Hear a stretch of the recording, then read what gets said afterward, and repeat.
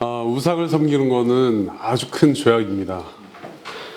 우리가 이제 여러 차례 지난 시간에 살펴본 바대로 하나님께서 인간을 특별하게 자신의 형상대로 창조하셨고, 또 하나님의 형상을 닮은 인간의 그 중심에 하나님의 자리를 만들어 놓으셨어요. 그래서 하나님이 아니면 결코 채울 수 없는 하나님의 자리, 신학적 용어로는 신의식 그 자리라고 이제 말할 수 있는데, 신의식이 있었는데 아담과 하와가 타락함으로 말미암아 그 의식들이 어두워지게 된 거예요. 근데 여전히 남아 있어요. 그래서 여러분들 이 십계명이 언제 주어졌는지 그 배경을 이해하는 게 굉장히 중요한데, 그게 뭐냐면 사람들이 다 지난번에 얘기했던 것처럼 누가 가르쳐 주지 않았는데도 숭배할 대상을 찾고 있어요. 그렇죠? 그게 아주 오래전부터 지금 최첨단 과학을 달리고 있는 21세기의 시대에도 여전히 미신적인 것들을 추구하고 있어요. 사람들이 누가 가르쳐 주지 않았는데도. 그래서 어떤 사람들은 점집에 가기도 하고, 어떤 사람들은 또 막 태양을 숭배하는 그 일도 하고, 어떤 사람들은 조상을 섬긴다는 조상신의 제단을 쌓기도 하는 그런 모습들을 보고 있어요. 그죠? 그러니까 저마다 각자가 자기가 원하는 대상들을 신으로 삼고 섬기는 이 배경 가운데서 하나님께서 이 인간들을 내버려도 두지 않으시고 기억하셨다라는 부분이에요. 하나님께서 먼저 찾아와 주셨고, 하나님께서 먼저 자비를 베푸셨고, 하나님께서 먼저 계명을 계시해 주심으로 말미암아 사람들이 누구를 예배해야 되는가를 깨닫게 하신 것이에요. 그래서 제1계명은 무엇을 다루고 있냐면, 우리가 진정으로 예배해야 될 참 신이 누구인가, 참 하나님이 누구인가를 다루고 있고, 오늘 배울 이 제2계명은 무엇이냐면, 그렇다면 그 참 되신 하나님 앞에 어떻게 예배해야 하는가를 다루고 있는 내용을 살펴보려고 합니다. 자, 첫 번째, 우리가 하나님을 예배하는데 어떻게 예배해야 되냐면, 우리 자신을 위해서 어떤 형상을 만들어 놓고 그것들을 섬기거나 절하면 안 된다는 거예요.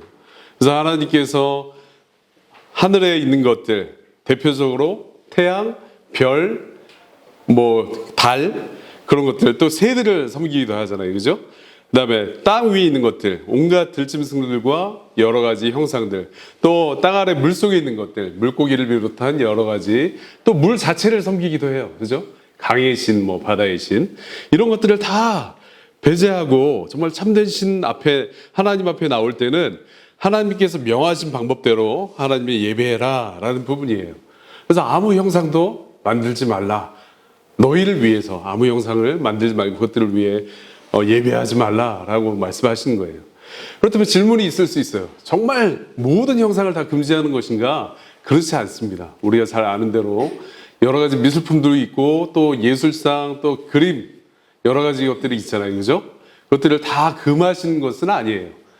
단적인 예로 성전에 보면 하나님께서 명하신 형상들이 있어요. 그죠? 그룹들의 모양, 또 이렇게 하나님을 찬양하는 천사들의 모양, 이런 것들이 하나님께서 명하신 방법대로 새겨져 있다는 거예요. 요한계시록 같은 데 보면 이제 발이 막 사자같고, 또 독수리 머리를 한 그런 형상들이 존재하는 것들을 이제 우리가 볼 수 있잖아요. 근데 여기서 중요한 점은 무엇이냐면, 그러니까 우리가 섬기기 위해서 무언가를 새기거나 만드는 것은 잘못되었다. 그럼 제가 질문 하나 드릴게요. 우리가 이렇게 성당이나 이렇게 옛날 유적지 같은 데 가면 예수님의 형상이 이렇게 많이 있는 걸 볼 수 있어요. 그죠? 또 예수님의 그림을 우리가 인터넷만 쳐봐도 얼마든지 쉽게 우리가 예수님 하면 떠오르는 그 이미지가 딱 있잖아요. 그죠? 누가 알려주지 않은데도 거의 비슷한 그 흡사한 그림이 존재하는데, 예수님을 이렇게 그림으로 표현하는 것, 옳은 일일까요? 잘못된 일일까요? 예수님을 그림으로 표현하는 것? 잘못된 거예요. 잘못된 거. 네. 성경은 하나님을 그렇게 형상화시키는 것을 금하셨어요. 그래서 사도행전 17장 29절에 보면, 하나님을 금이나 은이나 돌에다 사람의 기술과 고안으로 새긴 것들과 같이 여길 것이 아니니라. 왜? 하나님은 영이시기 때문에. 그죠? 삼위 하나님을 그 그림으로 제한할 수 없어요. 그리고 우리는 예수님을 본 적도 있다 없다? 없어요. 근데 그냥 그런 연상되는 이미지를 가지고 그림을 그려놓고 그 그림을 통해서 평안을 누리려고 하는 시도들이 있는데 그것은 죄이다. 십계명 이계명에서 금하는 죄라는 부분입니다. 그래서 이 이계명에서 이제 하나님께서 말씀해 주신 것은 무엇이냐면 너희가 너희 사실을 위해서 그 새긴 것들을 만들지 말고 내가 알려주고 내가 계시한 대로 나 여호와를 예배하고 찬양하고 경배하면 된다라는 부분이에요. 이거 정말 자비로우신 하나님이시거든요. 하나님이 그냥 내가 누군지를 알려주지 않으시고 일방적으로 예배해. 너 예배 안 했지? 이렇게 그것을 따라서 이제 심판하신 분이 아니시라 자신을 밝히 계시해 주셨다는 거예요. 그죠? 그래서 어디에 새겨주셨어요? 모세를 통해서 돌판에 없어지지 않도록 십계명을 새겨주신 거예요. 그죠? 모든 이스라엘 백성들이 그것을 보고 읽고 마음에 새길 수 있게. 그래서 어떤 가이드라인을 하나님께서 명확하게 세워주신 거예요. 그리고 그렇게 우상을 섬기지 않고 하나님을 신실하게 따르는 자들을 하나님께서 복 주신다고 말씀하셨어요. 그죠? 천대에 이르기까지 네 자녀들을 복 주실 것이다. 또 그렇지 않고 내 앞에 악을 행하는 자들은 3, 4대에 이르기까지 하나님께서 보응하신다. 악을 저주하시고 갚으신다고 말씀하신 거예요. 특별히 이 약속은 자녀들을 통해서 후손을 통해서 경건한 자손들을 볼 수 있는 그 복이 임하게 될 것이고 하나님의 말씀을 따르지 않으면 너뿐만 아니라 너희 자손들도 하나님을 알지 못하고 깨닫지 못하고 하나님의 저주 가운데 살아가게 될 것이라는 그 보응을 말씀하고 계시는 부분입니다. 자, 두 번째, 이 부분이 아주 중요한데요. 제2계명에서 말씀하는 하나님을 예배할 때 분명하게 따라야 될 대원칙이 있습니다. 그게 뭐냐면 하나님을 예배할 때 인간의 상식이나 인간이 만들어낸 고안물이나 인간의 방식으로 하나님을 예배하면 결코 안 된다는 부분이에요. 이게 정말 중요한 부분이에요. 그죠?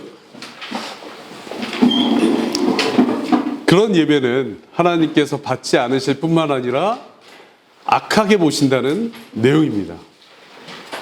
우리가 얼마나 죄악됐냐면 정말 선하신 하나님 앞에 거룩하시고 완전하신 분 앞에 나가는데 하나님께서 또 더불어서 하나님을 어떻게 예배해야 하는지를 명확하게 계시해 주셨음에도 불구하고 자꾸 뭘 해요? 자기의 방식, 자기의 생각, 자기의 의지를 동원해서 하나님을 예배하려고 하는 거예요. 나답과 아비후가 하나님 앞에 예배 드릴 때, 제사 드릴 때 어떤 불을 써야 되는지 몰랐을까요? 명확하게 알고 있었어요. 아버지 아론으로부터 정확히 배웠잖아요. 그죠? 근데 그들은 하나님 명하시지 않은 다른 불을 하나님 앞에 드렸어요. 이 정도 괜찮겠지. 좀 부족하긴 한데 그래도 뭐 불 모양이니까 하나님 앞에 드리면 될 거야 하고 딱 드렸다가 어떻게 됐어요? 하나님의 저주를 받고 둘 다 즉사했잖아요. 그죠? 또 웃사가 어떻게 했어요? 웃사가 다윗 왕이 명령한 대로 언약궤를 절대 손으로 만지면 안 된다는 걸 몰랐을까요? 알고 있었을 거예요. 근데 언약궤가 속아 떨어서 이렇게 떨어지려고 하니까 자기가 딱 잡아버렸잖아요. 그죠? 손을 댄 거예요. 또 가인도 하나님 앞에 예배할 때 어떤 제물로 하나님 앞에 예배해야 되는지를 알고 있었습니다. 아담과 하와를 통해서 그 어떤 제물을 하나님께서 기뻐하시는지를 알고 있었음에도 불구하고 자기의 방식대로 자기의 생각에 이 정도는 괜찮겠지. 사울이 마치 그랬던 것처럼, 그죠? 사울이 그러고 했던 것처럼 이 정도 이게 좋은 것들이니까 그냥 버리면 안 되고 하나님께 드리면 선하게 여기실 거야 라고 이렇게 빼놓은 것처럼. 근데 그 인간적인 방법, 이 모든 것들을 다 하나님께서 예배를 받지도 않으실 뿐만 아니라 악하게 여기신다는 거예요. 그죠?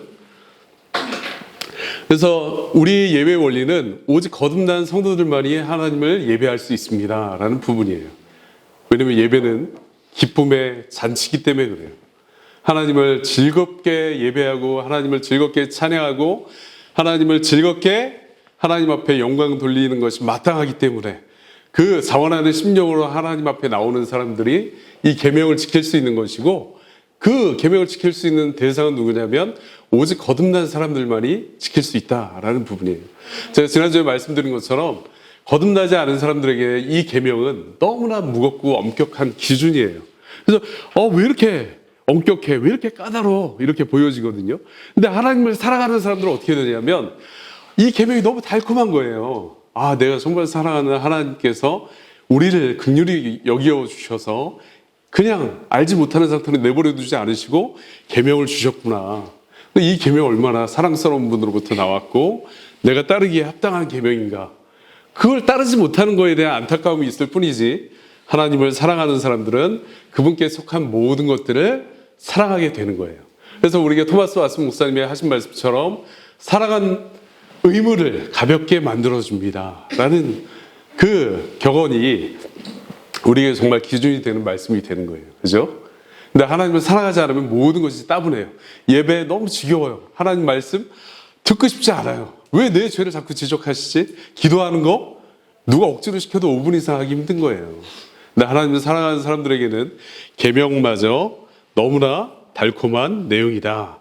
자, 두 번째로 하나님께서 그러면 자신의 말씀 가운데 예배를 어떻게 해야 할 것을 정해 주셨는데 대요리문답이 이걸 잘 체계적으로 정리해 놨어요. 제가 읽어보겠습니다. 예수 그리스도의 이름으로 기도하고 감사를 드리는 것, 그다음에 성경을 읽는 것과 설교와 하나님의 말씀을 듣는 것, 성례의 실행, 오늘 우리 성찬을 하는데 세례와 성찬을 받는 것, 교회 정치와 징계의 실행과 그것을 받는 것을 포함하고 목회의 사역을 통해 이러한 규례를 유지하고 보존하는 것, 그다음에 때때로 금식하는 것, 그다음에 하나님께 대한 합법적인 서원을 이행하는 것, 이게 다 하나님께서 정하신 예배의 올바른 규례라는 부분입니다. 그래서 이 기준을 따라서 하나님을 예배하는 거예요. 그죠? 오늘날에 많은 사람들이 그냥 가나안 교회 해가지고 집에서 그냥 온라인으로 그 코로나 시기에 온라인으로 예배를 많이 했잖아요. 그죠? 근데 지금도 여전히 그런 사람들이 많이 있어요. 그냥 이것도 예배잖아 라고 이렇게 용인을 해주니까 너무나 쉽게 집에서 편한 내복 차림으로 누워서 이렇게 예배한다고 그러더라고요. 누워서. 네, 이거는 하나님 앞에 바른 예배가 아닙니다. 그건 예배가 아니에요. 예배는 성경이 명한 그 기준대로 모여서 목사님의 인도대로 모여서 함께 하나님을 예배하는 게 바른 예배예요. 그죠? 인간의 고안에는 생각이 들어갈 수 없다고 말씀드렸습니다. 마지막으로 하나님께서는 자신이 말씀을 통해 분명히 계시한 것 외의 방법으로 예배하는 모든 행위를 악하게 여기신다는 거예요.